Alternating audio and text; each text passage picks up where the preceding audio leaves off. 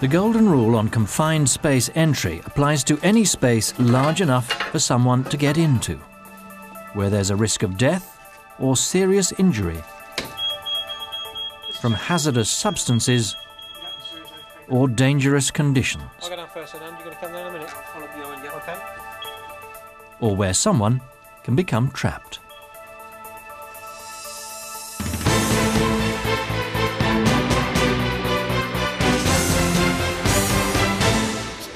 In the USA, at the Texas City refinery, contractors were working on one of the DDU reactors.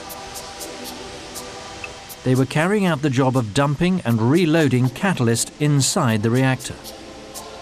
The vessel had been filled with nitrogen gas to avoid the risk of fire.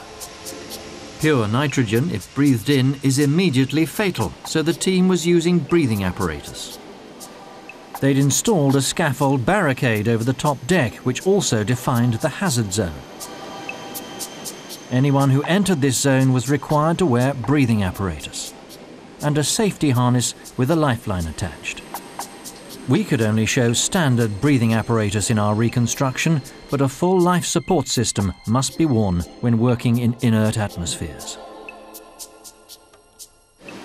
The barricade also had a warning sign about the dangers. One of the contractors, Ed Porter, was working inside the vessel, while his colleagues were on top by the manway. Kevin Cornett was the hull watch or standby man. Carl Williams was standing just outside the barricade. Inside the vessel, Ed was trying to lift up the access ladder so he could remove an internal access manway. But the ladder was too big for him to lift on his own. He called out to Kevin to pull the ladder up a few inches so he could open the manway. Kevin couldn't lift it either, so Carl came over to help. Entering the barricaded area without breathing apparatus.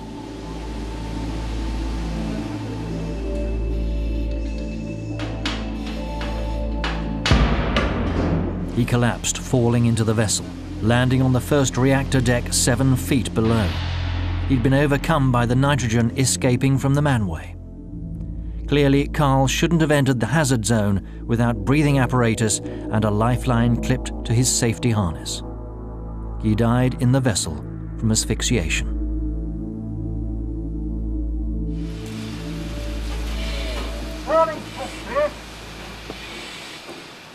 The golden rule on confined space entry says you mustn't go into a confined space unless all other options have been ruled out. A permit has been issued authorized by a responsible person. The permit is communicated to everyone who could be affected and has been posted as required. All those involved in the job are competent to do the work. All sources of energy affecting the space have been isolated.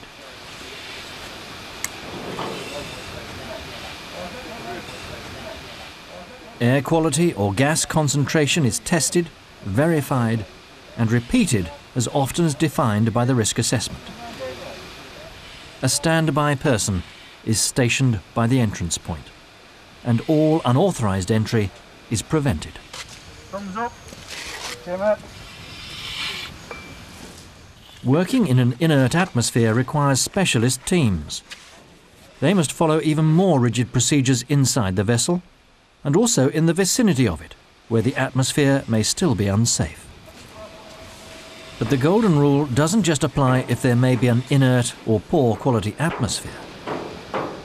Small spaces where workers can be trapped or find it difficult to escape quickly are also included. Do you control entry into all types of confined spaces? At Texas City, they've improved the control of their contractors and the assessment and communication of risks. Everyone should understand about the dangers of nitrogen and know why they must follow the rules. But Texas City may not need to use nitrogen in future to carry out this task, because they've devised other ways of doing the work without using this deadly gas. Would you be tempted to take a chance to get the job done? If it's unsafe, stop work.